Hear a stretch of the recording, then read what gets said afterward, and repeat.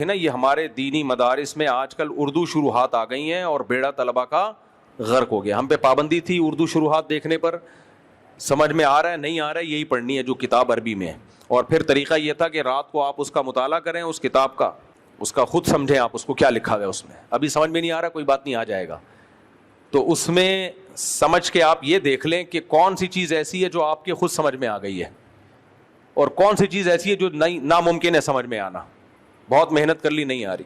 تو پھر صبح جب کلاس ہوتی تھی تو بجائے استاذ پڑھانے کے پھر ہم استاذ کو پڑھانا, دیکھنے میں ایسا ہی لگتا تھا جیسے طالب علم استاذ کو پڑھا رہا ہے, تو ہم پھر لیکچر پورا تیار کر کے ڈیلیور کرتے تھے. ٹیچر کا کام یہ ہوتا تھا کہ اگر کوئی غلطی ہو رہی ہے تو اس کی اصلاح کر دیں, اور جو بات ایسی ہے جو ان کو پتہ ہے ان کی سمجھ میں نہیں آ رہی وہ اس کو ایکسپلین کر دیں, بس ختم, چلو بھائی آگے چلو. یہ اس طرح سے چلتا ہے. یہی طریقہ نیچرل ہے علم حاصل کرنے کا.